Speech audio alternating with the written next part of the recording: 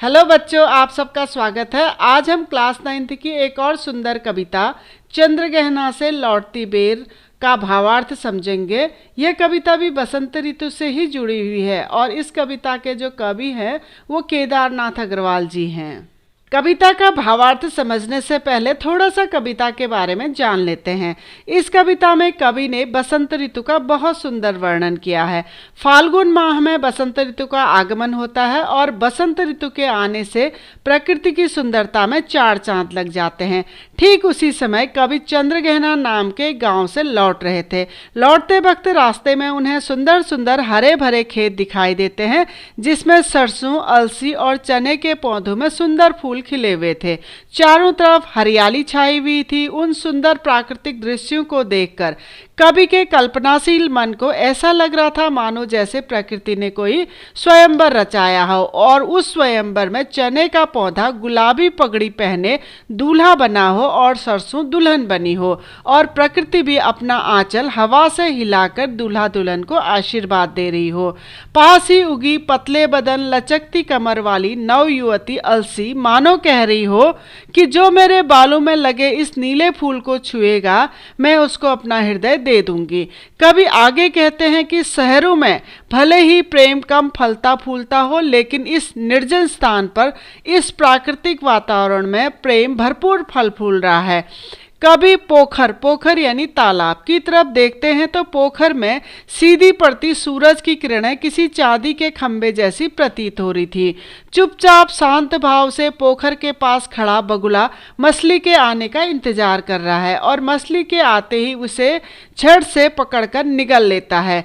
कवि कहते हैं कि एक तरफ तो तोता टें टें की आवाज कर रहा है तो दूसरी तरफ सारस की आवाज पूरे जंगल का सीना चीर रही है। सारस की याद आते ही कवि कहते हैं कि सारस हमेशा जोड़े में रहते हैं। अब कवि का मन करता है कि वह उड़कर चुपचाप सारस के साथ उस जगह पहुंच जाए जहां सारस अपने जोड़े के साथ बैठा हुआ आपस में प्रेम की बातें कर रहा है और वह चुपचाप बैठकर उनकी उस प्रेम कहानी को सुनना चाहते हैं। चलिए बढ़ते हैं कविता के भावार्थ की तरफ। सबसे पहले काव्यांश में कवि चंद्रग्रहण नाम के गांव से लौट रहे हैं। लौटते वक्त रास्ते में पड़ने वाले खेतों के प्राकृतिक सौंदर्य को देखकर कवि उसकी सुंदरता पर मोहित होकर एक खेत की मैण बच्चों दो खेतों के बीच थोड़ा सा ऊंचा स्थान होता है जो आमतौर से पैदल जाने के लिए यूज किया जाता है।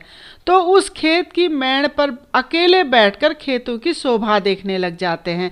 तभी कवि को ऐसा आभास होता है जैसे प्रकृति ने किसी स्वयंवर का आयोजन किया हो और बालिस्त भर लगभग 22.5 सेंटीमीटर का होता है एक बालिस्त। तो बालिस्त भर के एक ठिगने मतलब छोटे बालिस्त भर के एक ठिगने से चने के पौधे पर खिले गुलाबी फूल को देखकर कवि को ऐसा प्रतीत होता है मानो जैसे कोई छोटा सा नाटा सा आदमी अपने सिर पर गुलाबी पगड़ी बांधे दूल्हा बनकर खड़ा हो। यहाँ पर कवि ने चने के पौधे का मानवीकरण किया है। चलिए बढ़ते हैं अपने दूसरे काव्यांश की तरफ। चने के पौधे के पास ही उगे एक अलसी के पौधे को कवि एक ऐसी नव युवती के रूप में देख रहे हैं जिसका पतला शरीर है और लचीली कमर है और जिसमें नीले रंग का फूल खिला है।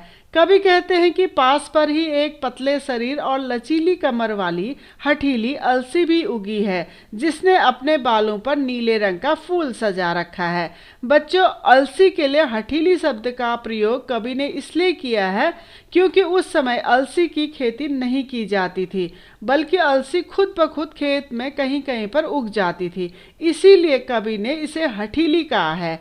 लेकिन आजकल अलसी की खेती की जाती है। उस अलसी के नीले फूल को देखकर कवि को ऐसा लग रहा है जैसे वह कह रही हो जो मेरे बालों में लगे इस नीले फूल को सबसे पहले छुएगा उसे वह अपना हृदय दे देगी। यहाँ पर कवि ने अलसी के पौधे का भी मानवीकरण किया है। अपने तीसरे काव्यांश में कवि कहते हैं कि सरसों के बारे में तो पूछो ही मत, वह तो इतनी सयानी हो गई है कि उसने अपने हाथ खुद ही पीले कर लिए हैं और सज धज कर दुल्हन के रूप में ब्याह मंडप पर आ गई है। और साथ ही कवि को ऐसा लग रहा है जैसे फाल्गुन का महीना भी फाग बच्चों शादी ब्याह के वक्त गाए जाने वाले सगुन गीतों को कहते हैं। तो कवि को ऐसा लग रहा है जैसे फाल्गुन का महीना भी फाग गाते हुए इस ब्याह में शामिल होने आ चुका है। यहाँ पर कवि ने फिर से सरसों के पौधे का मानवीकरण किया है। कवि आगे कहते हैं कि मैं इस पूरे प्राकृतिक स्वयंवर को देख रहा हूँ जिसमें सरसों दुल्हन और चना दूल्हा बनकर ब्याह मंडप पर बैठे हैं, और जब हल्की हल्की हवा चलती है तो पेड़ पौधों, खेत में खड़ी फसलों और फूल पत्तों के हिलने से कवि को ऐसा लग रहा है मानो प्रकृति भी अपना प्रेम भरा आंचल हिलाकर इस स्वयंवर के प्रति अपनी प्रसन्नता व्यक्त कर रही हो या उनको अपना आशीर्वाद दे रही हो। चलिए बढ़ते हैं अपने चौथे काव्यांश की तरफ। इन पंक्तियों में कवि कहते हैं कि शहर की भीड़भाड़ वाली जगह में प्रेम का अभाव है, वहाँ लोगों के दिलों में प्रेम कम ही पनपता है, जबकि इस निर्जन स्थान पर प्रेम की भूमि बहुत अधिक उपजाऊ है। यहाँ प्रेम बहुत अधिक पनप रहा है, यानी शहर से दूर इस निर्जन स्थान पर कवि को हर जगह प्रेम ही प्रेम दिखाई पड़ रहा है। कवि जिस जगह पर बैठे हैं वहाँ से नीचे की ओर एक छोटा सा पोखर यानी तालाब है जिसमें छोटी छोटी लहरें उठ रही हैं, और उस पोखर की तलहटी में भूरे रंग की घास फूस भी उगी है। कवि को उस घास फूस को देखकर ऐसा लग रहा है जैसे वह भी पानी की लहरों के साथ लहरा रही है, यानी पानी की लहरों के साथ वो भी हिल रही है। कविता के 5वें काव्यांश में सूरज की किरणें पोखर के पानी के बीचों बीच पड़ने से कवि को ऐसा प्रतीत हो रहा है जैसे पोखर के बीच कोई चांदी का खंबा रखा हो और जिसकी जगमगाहट से आंखें चौंधिया रही हों।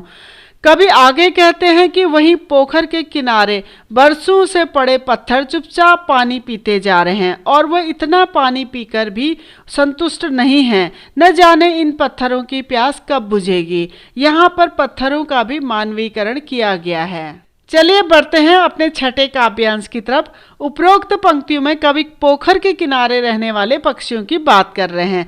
कवि कहते हैं कि एक बगुला अपनी टांग पानी में डुबाए चुपचाप ध्यान मग्न होकर खड़ा है, और जैसे ही उसे कोई मछली दिखाई देती है तो वह अपनी ध्यान मुद्रा को त्याग कर सीधे पानी में अपनी चोंच डालकर मछली को पकड़कर झट से निगल लेता है। और काले माथे वाली एक चालाक चिड़िया जिसके सफ़ेद पंख हैं, जैसे ही वो पानी में मछली को देखती है तो तेजी से पानी के अंदर जाकर झपट्टा मारकर एक सफेद चतुर मछली को अपनी पीली चोंच से दबाकर दूर आसमान में उड़ जाती है। अपने अगले काव्यांश में कवि अपने आसपास की चीजों के बारे में बात कर रहे हैं।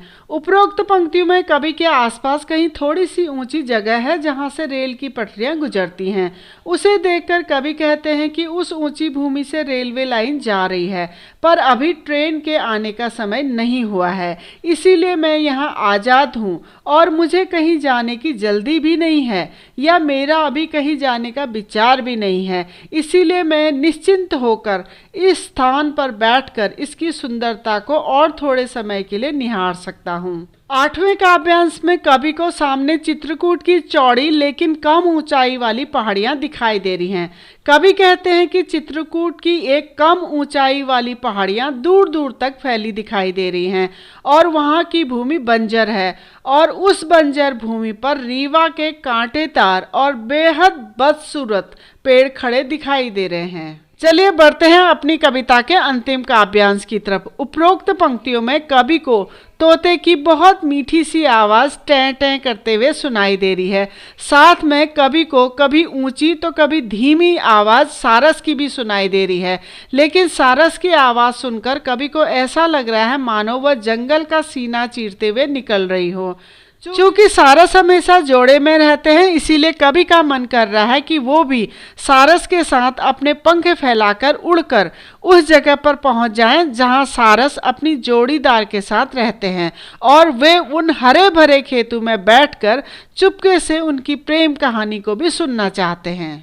तो बच्चों, ये था हमारा चंद्रगहना से लौटती बेर कविता का भावार्थ। इसी भावार्थ को आप और डिटेल से पढ़ना चाहते हैं तो हमारी वेबसाइट keepinspiringme.in में विजिट कर सकते हैं। और यह कविता का भावार्थ आपको कैसा लगा ये कमेंट सेक्शन में ज़रूर बताइएगा।